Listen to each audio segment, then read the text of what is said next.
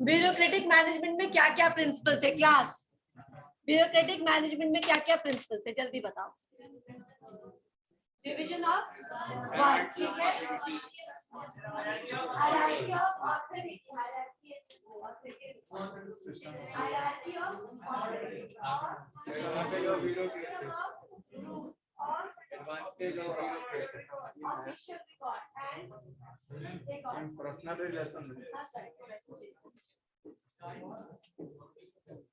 Limitation of bureaucracy, advantage of bureaucracy,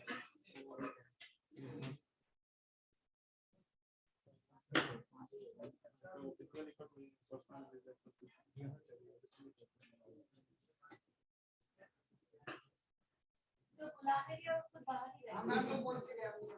अच्छा, उसका roll number बता। इस महीने का पूरा अटेंडेंस का मैंने माइनस कर दिया आपके पास।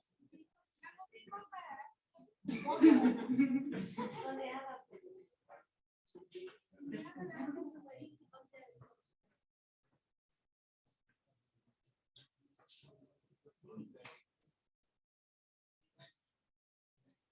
ठीक है। डिवीजन ऑफ वर्क आप लोग को मालूम है क्या है? क्या है division of work? Aman, division of work क्या है? यहाँ पढ़ने आप लोग ना, ये बात पापा ने पढ़ने दिया। डिवीजन ऑफ वर्क बताओ क्या होगा? पीछे के बच्चे आपके पास भी आ जाओ। डिवीजन ऑफ वर्क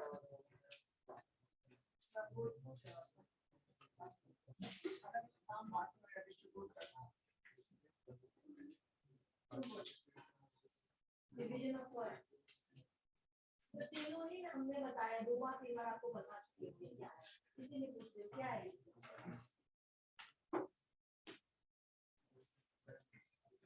बोलो।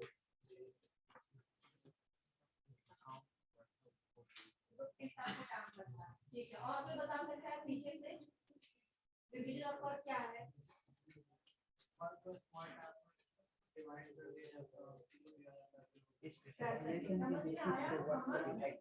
क्या बोल रही हूँ? लोगों को अलग अलग यही बोला है विश्वास में। लोगों को अलग अलग काम दिया जाता है, तुमने यही बोला है विश्वास। क्या बोला पहले? वर्क को स्मॉल टास्क में कन्वर्ट किया जाता है। समझ में आया?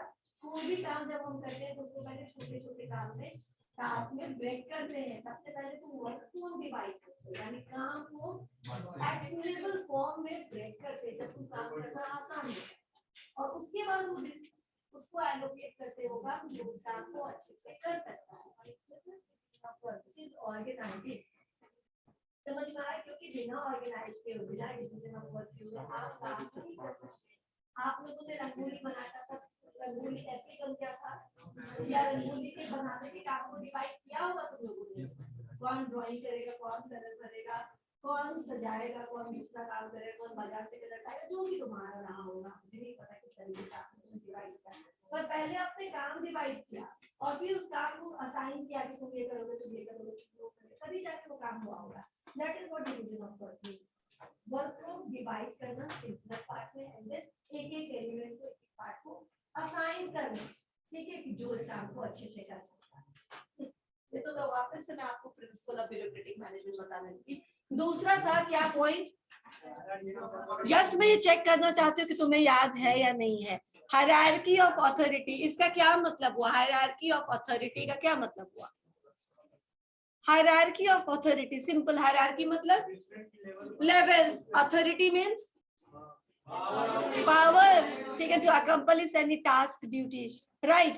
तो अब हायरार्की ऑफ अथॉरिटी का क्या मतलब होगा? At every level of organization, at every hierarchy of organization there should be well defined authority. Authority मतलब कौन किसको टास्क असाइन कर सकता है, कौन किसको ऑर्डर दे सकता है, और कौन किससे रिपोर्ट ले सकता है या किसको रिपोर्टिंग देना है। तो वेल डिफाइंड अथॉरिटी अगर रहेगा हर एक हायरार्की पे तो काम को कराना आसान हो जाएगा, स्मूथ हो जाएगा। कोई ये नहीं बोलेगा कि तुम कौन होते मुझे काम देगा, क्योंकि उसको पता है ये मेरा सीनियर है। कोई ये नहीं होगा कि तुम मुझसे रिपोर्ट लेने वाले कौन होते, क्योंकि आपको पता है कि मेरा रिपोर्टिंग अथॉरिटी कौन है, मुझे उसे रिपोर्ट करना है। समझ में आया? तो हर एक लेवल पे किसको क्या पावर, क्या क्या अथॉरिटी दिया गया है, ये वेल डिफाइंड होना चाहिए। कंफ्यूजन नहीं होना चाहिए, कोई भी इसके बारे में किसी भी लेवल पे कंफ्यूजन नहीं होना चाहिए, क्लियर कट डिफाइन होना चाहिए कि किसके पास कितना पावर है, कौन किसको टास्क एलोकेट कर सकता है, दे सकता है, डेलीगेट कर सकता है, राइट। ठीक है, अभी समझ में आया हायरार्की ऑफ अथॉरिटी। उसके बाद क्या है next point, system of rules. System of rules का मतलब, सिस्टम ऑफ रूल्स का मतलब in bureaucratic management all rules and regulations are strictly followed, they this is not flexible, ठीक है, you can not change it every now and then, it is rule and it is followed by each and every member of the organization, right.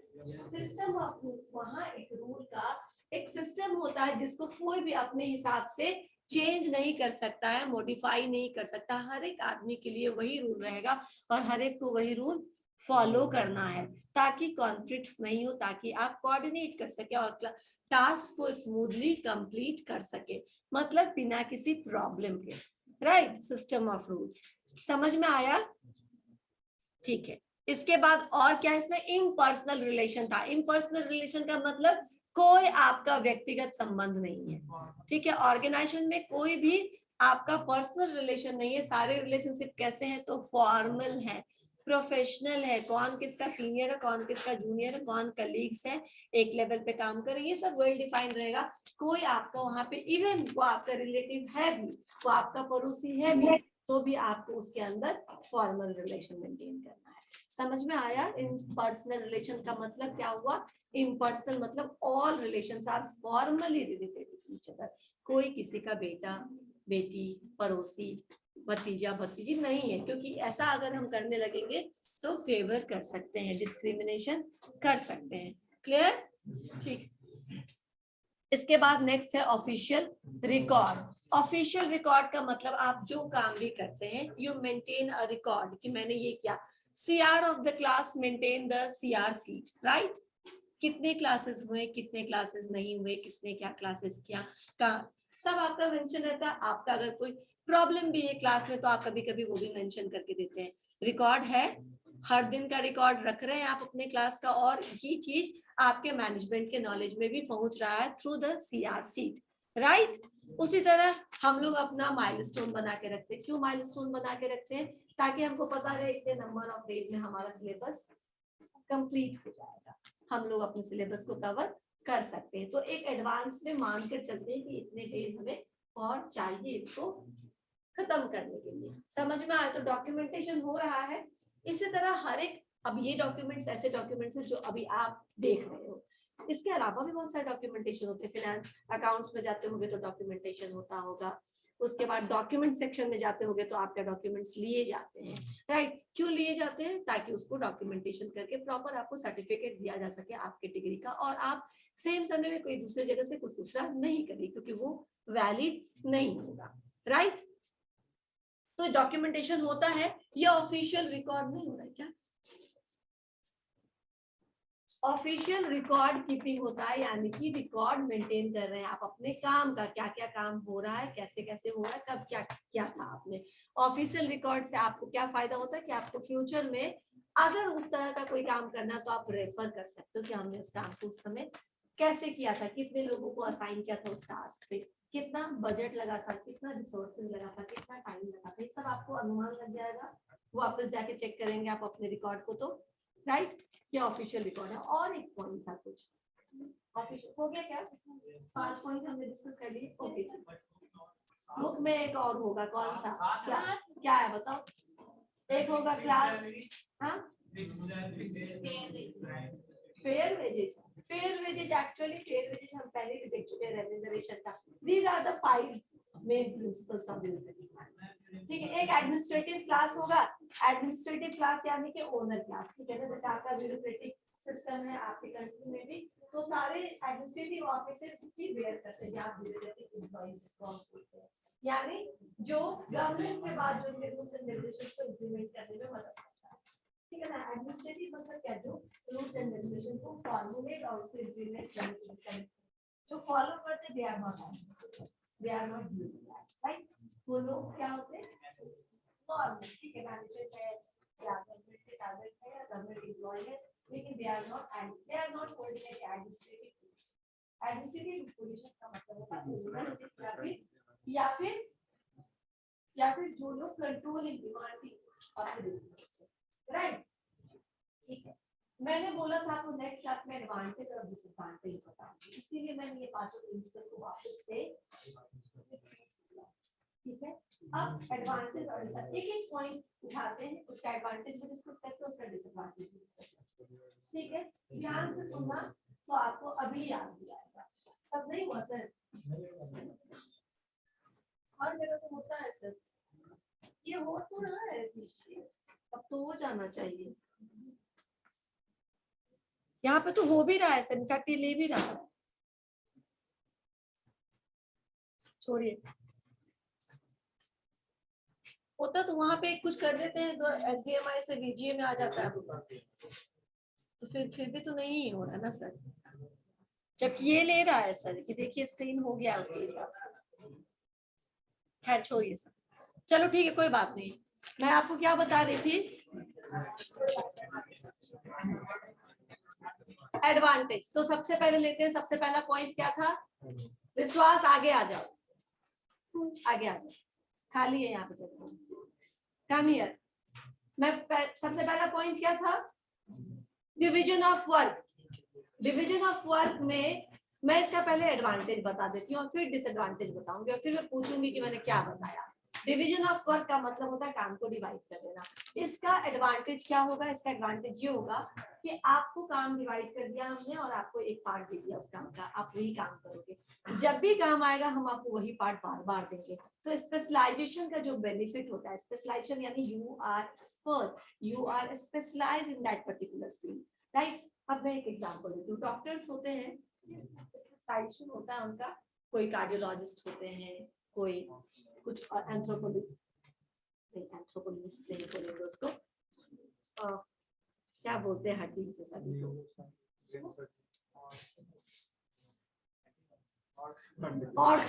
Orthopaedic, right, orthopaedic, कोई anthro बोल रही है, orthopaedics होते हैं, कोई gynaecologist होता है, तो अलग अलग होता है सबका, कोई न्यूरोसर्जन होता है, अलग अलग स्पेशलाइजेशन है। तो स्पेशलाइजेशन का बेनिफिट क्या होता है, हम हमेशा स्पेशलिस्ट डॉक्टर के पास जाते हैं, जिस चीज से रिलेटेड हमारा प्रॉब्लम होता है उसका वो इलाज अच्छा कर सकता है, राइट, क्योंकि उसको उस चीज का स्पेशल नॉलेज है, वो स्पेशलाइज किया हुआ, वो ऐसे केसेस बहुत करता है हर दिन में, तो वो आपको आसानी से आपका काम कर सकता है, राइट। लेकिन अगर कभी हम ऐसे जनरल के पास जाते हैं तो क्या बेनिफिट होता है कि वो थोड़ा थोड़ा हर चीज का इलाज कर सकता है। तो फर्स्ट एड के टाइम में तुम चले जाओ जनरल के पास तो कुछ ना कुछ आपको मलहम पट्टी या कुछ ना कुछ आपका इलाज कर देगा ताकि आप स्पेशलिस्ट के पास जा सके। तो स्पेशलिस्ट का बेनिफिट ये होता है कि आपको सिर्फ उसी काम का क्या मिलेगा, सर्विसेज मिलेगा, सिर्फ वो उसी काम से रिलेटेड आपकी मदद कर सकता है। मान लो तुम चले गए कार्डियोलॉजिस्ट के पास, तो जो भी तुम्हारे दुश्मनों के, ठीक है ना, हार्ट का प्रॉब्लम है वो बस उसी का इलाज कर सकता है, बाकी वो किसी चीज का इलाज नहीं कर सकता। लेकिन जनरल के पास जाएंगे तो थोड़ा बहुत तो सब चीज के बारे में जानता है, तो आपको स्पेशलाइजेशन का बेनिफिट तो मिलेगा, यानी किसी एक चीज को लगातार वो करता आ रहा है थ्रू डिवीजन ऑफ वर्क, तो किसी एक काम में वो माहिर हो गया है, वो बहुत अच्छे से बहुत कम समय में बहुत कम रिसोर्सेज में क्वालिटी रिजल्ट देगा। लेकिन कभी दूसरा अगर एब्सेंट हो गया आपके ऑर्गेनाइजेशन से, कोई दूसरा काम करने वाला, तो उसको रिप्लेस करने के लिए आपके पास कोई नहीं रहेगा, क्योंकि सबको आपने क्या किया है, एक ही टास्क बार बार असाइन किया है, तो बस एक ही फील्ड के मास्टर है, बाकी उनको कुछ नहीं आता, राइट। सब मल्टीटास्किंग नहीं है, करेक्ट, मल्टीटास्किंग नहीं होंगे जब आप उनको रोटेट करते रहते हो, अलग अलग फील्ड पे अलग अलग मंथ में अलग अलग वीक में भेजते रहते हो, काम करवाते रहते हो, तो उनके पास थोड़ा बहुत हर चीज का नॉलेज हो जाता है। ऐसे लोग आपको उस समय में काम आ जाते हैं जिस समय में आपका कोई मेन आदमी एब्सेंट है, तो एक दिन के लिए 2 दिन के लिए वो उसको रिप्लेस कर सकता है। समझ में आया? तो एक बेनिफिट हुआ कि आपका रिसोर्सेस टाइम कम लगा और आउटकम क्वालिटी बहुत अच्छा हुआ। लेकिन ड्रॉबैक ये हुआ कि वो और किसी काम को करने लायक नहीं रह गया, ठीक है ना। वो सिर्फ MBBS किया था तो सब कुछ पढ़ा था, लेकिन स्पेशलाइजेशन करते करते MBBS में बाकी जो पढ़ा था सब भूल गया, अभी एक ही अंग के बारे में वो ज्यादा अच्छे से जानता है। समझ में आया? ड्रॉबैक, ये डिवीजन ऑफ वर्क का ड्रॉबैक है कि वो किसी और को काम को करने के में सक्षम नहीं रहता है, राइट। चलो अब दूसरा पॉइंट लेते हैं। दूसरा पॉइंट है इम्पर्सनल रिलेशनशिप। मान लेते हैं यही पॉइंट है। तो इम्पर्सनल रिलेशनशिप का क्या होगा एडवांटेज? एडवांटेज ये होगा कि किसी के साथ कोई भेदभाव नहीं होगा, राइट। चूंकि फॉर्मली जुड़े हुए हैं, अपना कोई ऐसा इनफॉर्मल रिलेशन नहीं है, किसी से बहुत दोस्ती नहीं है, किसी से बहुत अपनापन नहीं है। तो जो फॉर्मली है यानी कि जो ऑर्गेनाइजेशन का क्राइटेरिया है, उस क्राइटेरिया को जो फुलफिल करता है, हम सिर्फ उसी को प्रमोट करेंगे, हम सिर्फ उसी को बोनस देंगे, हम उसी को सिर्फ एडवांसमेंट और ग्रोथ देंगे। युवराज अब तुम्हारी बारी आ रही है बाहर जाने, ठीक है? समझ में आया? तुम भी बीकॉम के स्टूडेंट हो क्या? बीकॉम के स्टूडेंट तब तो थोड़ा और, हम तुम्हारे यहाँ आए हैं, तुम्हारे क्लास में आए, थोड़ा और ज्यादा अच्छे से रहो, राइट। चलो मैं क्या बता रही थी आपको? इम्पर्सनल रिलेशन यानी कि आप किसी के साथ भेदभाव नहीं करेंगे, जो डिजर्विंग कैंडिडेट होगा उसको ग्रोथ, प्रमोशन या एडवांसमेंट दोगे, राइट। ये इसका एडवांटेज हुआ। इसी यही सोच करके भी उन्होंने ये प्रिंसिपल सजेस्ट भी किया था। लेकिन इसका ड्रॉबैक क्या हुआ? इनफॉर्मल रिलेशन नहीं है, सारे रिलेशन फॉर्मल है। मैं जो आपको 4.5-5 रुपए पढ़ाती हूँ, since just because I share informal relation with Neha ma'am, ठीक है मैम आप जाइए, आपका 2-3 क्लास में एडजस्ट कर लूंगी, नहीं तो क्या जरूरत है, 4 बजे मैं चली जाऊंगी, राइट। 4 से 5 आपका नेहा मैम का क्लास होता है ना, राइट।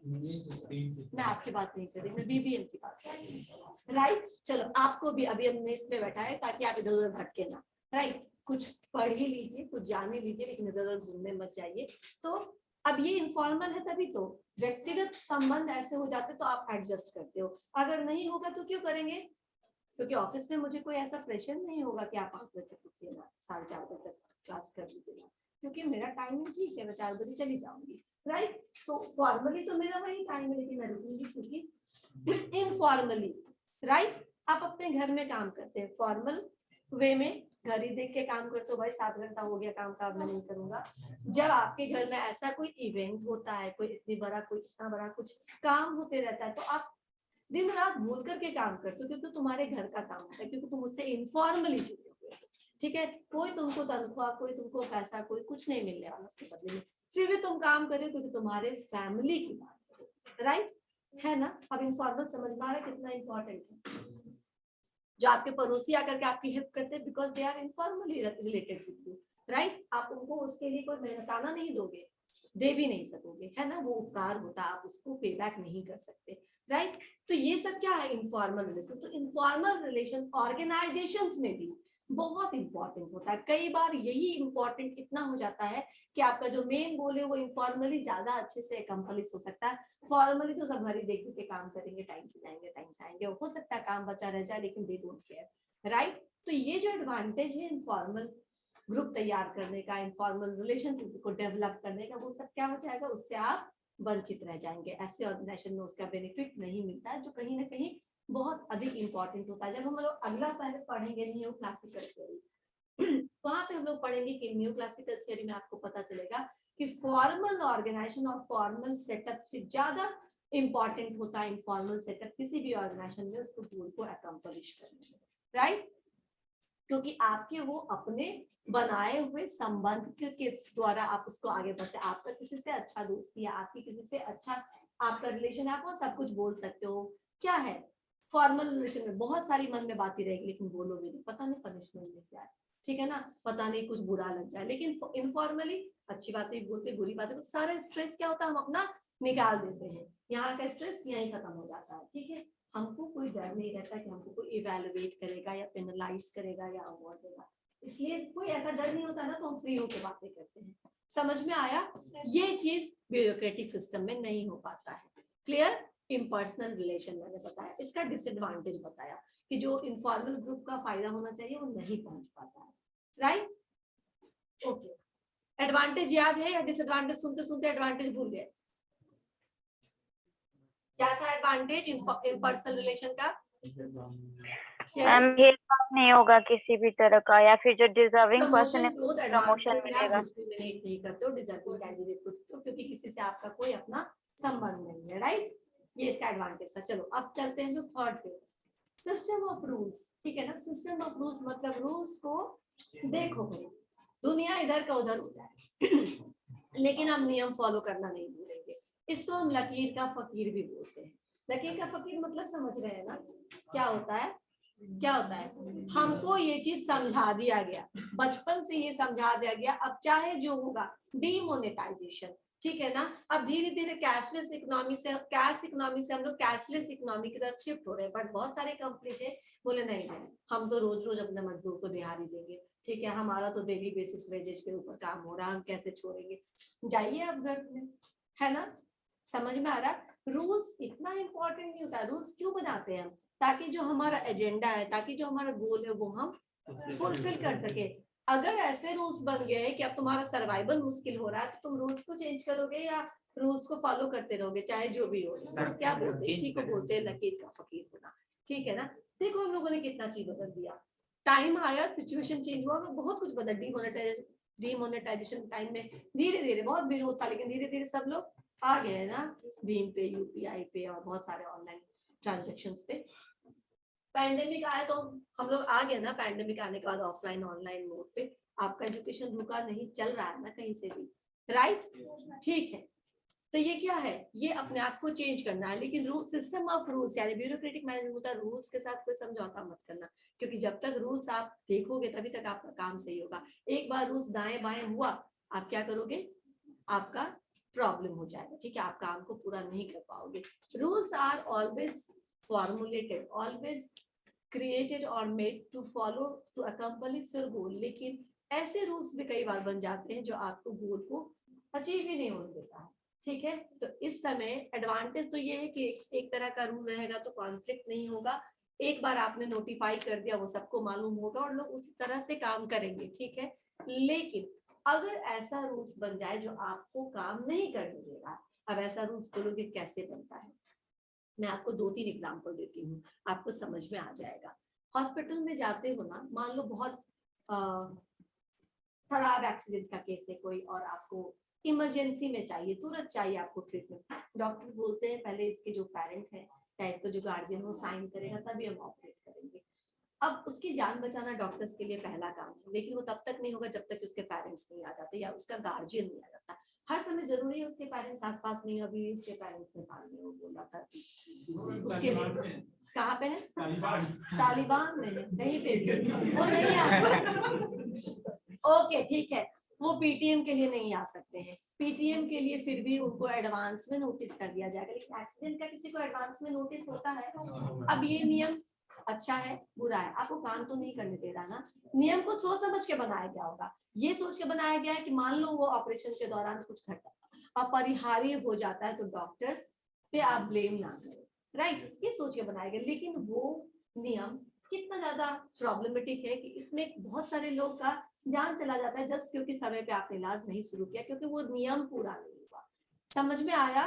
अच्छा, और नियम बताती हूँ मैं। पहले एक नियम था कि रोड एक्सीडेंट जब होते थे तो आप अगर कोई यात्री या कोई जाने वाला उस इंज्योर्ड आदमी को उठा करके हॉस्पिटल पहुंचा देता था तो उसे तमाम तरह का इंक्वायरी किया जाता था, पुलिस बार बार उसको बुलाती थी थाने, अच्छा ये बताइए, अच्छा वो बताइए, अच्छा वो बताइए, अच्छा किस समय था, अच्छा आप उधर क्यों जा रहे थे, ऑल सॉर्ट ऑफ क्वेश्चन, जैसे कि मैंने ही किया है, ठीक है। तो लोग इससे बचने के लिए छोड़ दिए, ठीक है ना।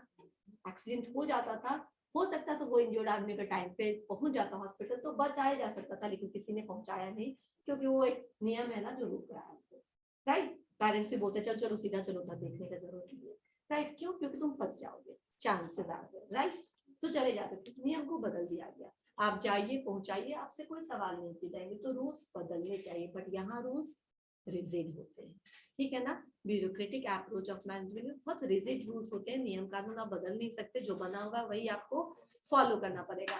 अब समझ में आया कि क्या प्रॉब्लम होगा, हाँ, सिस्टम ऑफ रूल से। इसी तरह ऑफिशियल रिकॉर्ड को भी देख लो। ऑफिशियल रिकॉर्ड एडवांटेज ये है कि आपको फ्यूचर पॉइंट ऑफ रेफरेंस मिल रहा है, आपके पास, तुमने इससे पहले भी पढ़ा हुआ है ना 14 प्रिंसिपल्स ऑफ एडमिनिस्ट्रेटिव मैनेजमेंट, तो पुराना रेफरेंस तुमको काम आ रहा है ना, अभी पढ़ा हुआ चीज तुम अभी जल्दी से उसको समझ सकते हो, जल्दी से लिख सकते हो, ठीक है। एक रीडिंग में तुम्हारे 14 प्रिंसिपल वापस से रिवाइज हो जाएंगे। तुम्हारा फ्यूचर रेफरेंस पॉइंट है क्योंकि पास में तुमने उसको रिकॉर्डिंग करके रखा है, रिकॉर्डिंग मींस की कहीं लिख के रखा था, कहीं पढ़ के रखा था, तो आपको काम आ रहा है आज।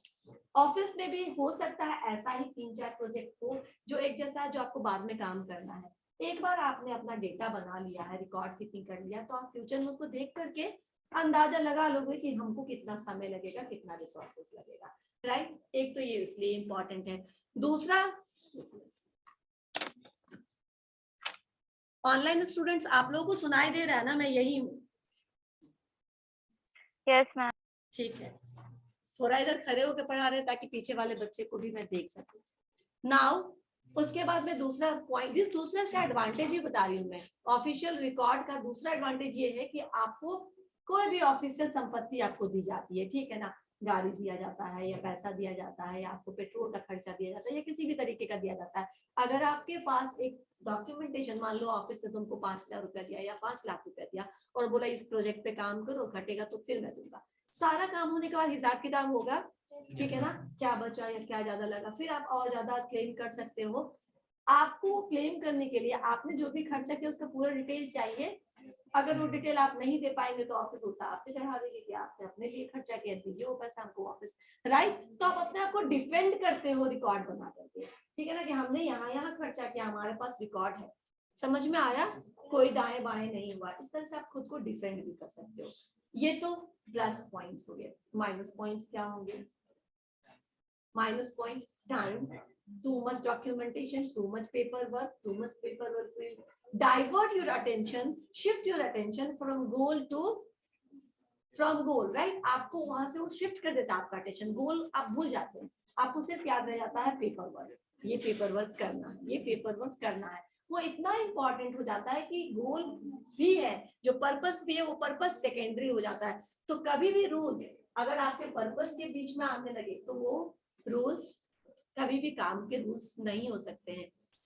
चलो अभी थोड़ा टाइम है ना, हाँ हमारे पास तो ज्यादा ही टाइम है, ठीक है। तो मैं आपको बता रही हूँ, मैं एक छोटा सा स्टोरी आपको बता रही हूँ, ठीक है। तो छोटा सा स्टोरी इसलिए बता रही हूँ ताकि आप ऑफिशियल रिकॉर्ड और सिस्टम ऑफ रूल्स को अच्छे से समझ जाइए। मैंने ये स्टोरी लगभग सारे क्लास से बताए हैं क्योंकि सबको ये पॉइंट बताया था, तो उसके हेल्प से समझने में आपको समझ आ जाएगा ये पॉइंट की क्या है।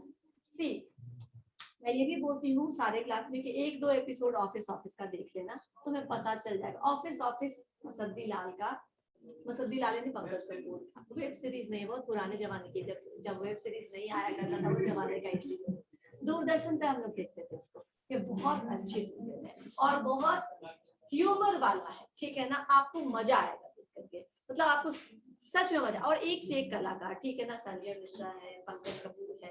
अब आप पंकज कपूर को नहीं पहचानते तो जाकर के गूगल कर दीजिएगा, शाहिद कपूर के फादर है, जो शाहिद कपूर से 10 टाइम्स, जैसे वो उसके फादर है वैसे वो एक्टिंग में भी उसके फादर, ठीक है, कोई मुकाबला नहीं है उसका उनका, ठीक है। मैं इतना रिस्पेक्ट से बोल रही हूँ देखो एक एक्टर के लिए, क्योंकि वो कमाल का एक्टर है, राइट। तो अब मैं वही बात बता रही हूँ कि अब तुम देख लेना YouTube पे कोई ना कोई एक भी देख लोगे एपिसोड, तुमको पता चल जाएगा कि क्यों मैम ने इस पॉइंट पे वो देखने के लिए बोला था, राइट। आपको अपना DRCC याद आ जाएगा, आपको अपना कोई भी बोर्ड ऑफिस से कभी कोई काम पड़ा हो तो वो याद आ जाएगा। कोई भी तुम्हें अगर सरकारी ऑफिस से कभी कोई काम पड़ा हो तो सब याद तुम्हारी ताजा हो जाएगी कि क्यों ये बना हुआ। That is a sarcasm, that is a satire on our government system, ठीक है ना। हमारे गवर्नमेंट सिस्टम के लिए वो एक सटायर है, व्यंग है, ठीक है। व्यंग को हंसी के रूप में वहां पे दिखाया गया। अब मैं जो स्टोरी सुना रही हूँ वो सुनिए। इस स्टोरी का नाम है बरगद का पेड़, ठीक है ना। बरगद का पेड़ is the name of the story. ICSE board के बच्चों ने 7th या 8th क्लास में कहीं पढ़ा होगा हिंदी की किताब में, अगर कोई है तो रिकॉल कर सकते हैं। अब उसमें क्या है स्टोरी में बताती हूँ कि एक ऑफिस के प्रीमिसेस के अंदर एक बरगद का बहुत पुराना पेड़ था, ठीक है, काफी पुराना। बरगद के पेड़ तुम जानते हो कितने प्रॉप रूट्स हो जाते हैं, कितना मोटा घर होता है, वो बहुत पुराना एक पेड़ था जो काफी ज्यादा मोटा घना था, ठीक है। एक रात बहुत आंधी तूफान आया, बहुत तेज आंधी तूफान आया, फेनी टाइप का आंधी तूफान, राइट। उस आंधी तूफान में वो पेड़ गिर गए, ठीक है, ठीक है, कोई बात नहीं, पेड़ गिर गया। सुबह हुआ, वहां के गार्ड सब लोग गए वहां पे, कोई लोग देखने गए। वो पेड़ तो गिरा ही था, रात में एक्सीडेंटली अनफॉर्चुनेटली उस पेड़ के नीचे एक आदमी भी दब गया, ठीक है। अब वो आदमी रात से हेल्प मांग रहा था, लेकिन रात में चूंकि इतनी तेज आंधी तूफान बारिश हो रही थी कि किसी को समझ में नहीं आया। दिन में जब गार्ड गया उस पेड़ के पास तो उसने देखा कि एक आदमी हेल्प के लिए हाथ पैर जोड़ रहा, मिन्नतें कर रहा। बोला क्या हुआ तुम्हें? तो बोला देखो मैं इसके ऊपर दब गया हूँ और ये बहुत भारी है, मुझे पता नहीं मैं कैसे बचूंगा, मुझे जल्दी निकालो इसको। ऊपर नीचे गिर गया, मतलब पैर उसके ऊपर गिर गया, मैं ये बोल रही हूँ। ओके ठीक है, मुझे निकालो इसके नीचे से, ठीक है, नहीं तो मैं नहीं बच पाऊंगा, मुझे बहुत कष्ट हो रहा है। गार्ड बोला कि अच्छा रुको, मैं अकेले तो तुम्हें निकाल नहीं सकती, नहीं सकता, ये बहुत मोटा पेड़ है। मैं ऐसा करता हूँ, मेरे अधिकारी वगैरह आएंगे तो मैं उनको बोलूंगा, वो तुम्हें जरूर बचा लेंगे। बोला ठीक है। 10 बजे आए उसके अधिकारी सब आए, सबके पास वो जाके बोला कि ऐसे ऐसे रात में ये घटना हो गई हमारे ऑफिस के बाहर, ऐसे वो पेड़ गिरा और पेड़ के नीचे आदमी भी दब गया। ऑफिसर ने सुना, मीटिंग किया, फिर बोले देखो हम कुछ कर नहीं सकते इसमें, ये हमारे क्षेत्र का काम नहीं है, इसके लिए तो हमको वृक्ष गिरा है ना, और इतना पुराना बरगद का पेड़ गिरा है, हमको तो फॉरेस्ट डिपार्टमेंट को और पर्यावरण डिपार्टमेंट को इत्तला करनी पड़ेगी, बतानी पड़ेगी, वही कुछ कर सकते हैं। राइट। अब ये फाइलिंग वाइलिंग बंद करके सब जगह से साइन वाइन हो करके भेजा गया कहाँ पे, तो फॉरेस्ट डिपार्टमेंट में। ठीक है, वहां पे जो भी पर्यावरण का जो भी डिपार्टमेंट था वहां पे देखा गया, सब कुछ देखा गया। बोला ठीक है पेड़ वेड़ गिरा वो तो हम देख लेंगे बाद में, लेकिन हम इसमें कुछ नहीं कर सकते। वो ये जो पेड़ है और ये जो एरिया है वो फलाने म्युनिसिपल कॉर्पोरेशन में आते हैं, ये फाइल तो पहले आप वहां भेजिए, वही लोग कुछ कर सकते हैं वहां के उसको हटाने में। ठीक है, फिर वो ऐसे करते करते एक दिन बीत गया। ठीक है, तो काम भी इतना स्पीड पे तो होता नहीं है, लोग चाय पीते हैं, समोसा खाते हैं, लंच ब्रेक पे जाते हैं, फिर जाके एक फाइल लिखते हैं, फिर जाके उसको भेजा जाता है। तो भेजा गया तीसरी जगह से बोला गया कि ये हमारा नहीं, ट्रांसपोर्टेशन डिपार्टमेंट को आना पड़ेगा इसमें, वो ट्रांसपोर्टेशन को ये पेड़ को लेकर के जाना पड़ेगा दूसरी जगह और तभी हम उस आदमी को निकाल सकते। अब वो फाइल अगेन गया कहाँ पे, तो जो हमारा ट्रांसपोर्टेशन डिपार्टमेंट था उसमें भेजा गया। अगला दिन भी बीत गया इस सारे क्रम में, तो वो बचा हुआ है। वो आदमी को जाकर के बीच बीच में वो गार्ड देखता था, तो बोलता था मुझे निकालो, मैं बहुत कष्ट में हूं, मैं अब जी नहीं सकता। तो बोला कि ठीक है, नहीं ठीक है, वो बोलता था कि ठीक है मैं देखो तुम्हारा जरूर कुछ होगा, अब तुम्हारा फाइल यहाँ पहुंच गया है, अब तुम्हें जरूर निकाल लिया जाएगा, अब कोई अड़चन नहीं आएगी। ठीक है, उसको कुछ खिला देता था, पिला देता था। एक रात और गया। नेक्स्ट डे सुबह में जब सही में ट्रांसपोर्टेशन से क्रेन को भेजा गया और निकालने का उपक्रम चलाया गया, तब गार्ड ने जाकर के देखा उसके पास, बोला कि अरे बहुत खुशी की बात है, तुम अब बच जाओगे, आ गया तुम्हारा रिपोर्ट निकालने का और क्रेन भी आ गया जो तुम्हें इस पेड़ को उठा देगी और तुम बच जाओगे। उस आदमी ने कोई रिस्पॉन्स नहीं दिया। फिर वो बोला कि अरे तुम्हें तो खुशी होना चाहिए, मैं तुम्हें बता रहा हूँ तुम्हें बचा लेंगे सब लोग, पर वो आदमी तब तक जा चुका था। अब this is what official record and rules means. आप इतना ज्यादा नियम को तवज्जो देते हो कि जिस आदमी को बचाना सबसे इंपॉर्टेंट होना चाहिए वो सबसे आखिरी बात हो गई है ना। किस डिपार्टमेंट का, आपके कहीं पे भी देखो ना, हेल्प के लिए लोग जाते हैं पुलिस डिपार्टमेंट, तो बोलता नहीं इस थाने में नहीं उस थाने में जाओ, जो नजदीकी थाना है लोग वहां पहुंचता है ना, लेकिन बोलता नहीं आपको वहां जाना पड़ेगा, आपको वहां जाना पड़ेगा। These are the rules, these are the records जो क्या करते हैं आपके काम को और विकट बना देता है, ठीक है ना, और मुश्किल कर देता है। काम आसान करने के लिए रूल्स बनाया था ना, अब ये काम क्या हो गया, इम्पॉसिबल हो गया, क्योंकि अब तो किसी भी महकमे के लोग आएंगे तो उसको वापस जिंदा नहीं कर पाएंगे। राइट, ये अगेन एक व्यंग था हमारे सिस्टम पे जो ब्यूरोक्रेटिक अप्रोच ऑफ मैनेजमेंट पे बेस्ड है। हमारे यहाँ जो एडमिनिस्ट्रेटिव सर्विसेज है वो सेम अप्रोच पे बेस्ड है, जितनी भी सरकारी कंपनियां वो ऐसे ब्यूरोक्रेटिक मैनेजमेंट चलते हैं, क्योंकि उनके बहुत सारे विंग्स हैं, बहुत सारे डिवीजन है, बहुत सारे स्टेट में, बहुत सारे ब्लॉक्स में उनके ऑफिसेज है, तो वो ऐसे ही चल सकती है, ठीक है ना, एक नियम कानून से। लेकिन नियम कानून इसलिए बनाया जाता ताकि आप काम कर सके। अगर नियम कानून आपको काम ही नहीं करने दे रहा तो क्या फायदा। समझ में आया, ये डिसएडवांटेज है इस सिस्टम का। हम लोगों ने क्या सारे रूल्स कर लिए, कुछ बचा होगा, किसी का एडवांटेज या डिसएडवांटेज बचा भी है क्या, मैं ये पूछूंगी, वो बता चुकी हूँ। हायरार्की ऑफ अथॉरिटी मतलब होता है, hierarchy of authority means a well defined, a clear cut authority at different levels of management। जो आपको सीनियर बोल रहा है आपको वही करना है, राइट। तो तो जब आपको हर बार वही करना पड़ेगा जो आपको इंस्ट्रक्शन दिया गया, तो आप अपना दिमाग कब लगाएंगे? एडवांटेज ये है कि आपके लिए रास्ता आसान हो गया, गाइडलाइन मिल रहा है, आपको बस फॉलो करना है। कुछ लोगों के लिए इजी है, लेकिन हर आदमी इसको पसंद नहीं करता। हर एक इंसान को ये अच्छा नहीं लगता कि हमको जो बता दिया जाए हम कर ले। कुछ लोग अपना दिमाग भी इस्तेमाल करना चाहते हैं, तो वैसे लोगों के लिए बहुत सफोकेटिंग हो जाता है, क्योंकि वो कुछ एक्सप्लोर नहीं कर पाएंगे, कुछ इन्वेंट नहीं कर पाएंगे, कुछ नया डिस्कवर नहीं कर पाएंगे। क्यों? क्योंकि उनको तो उसी रास्ते पे चलना है जो उनको सीनियर ने बताया है। तो ये एक इसका डिसएडवांटेज है कि जो हायरार्की ऑफ अथॉरिटी, वहां पे ऑर्डर को फॉलो किया जाता है और जो ऑर्डर दिया गया आपको वही करना पड़ेगा। तो ऑटोक्रेटिक काइंड का ये क्या हो गया? मैनेजमेंट सिस्टम हो गया। समझ में आया? हमने हर एक पॉइंट का आपको एडवांटेज और डिसएडवांटेज दोनों बता दिया है।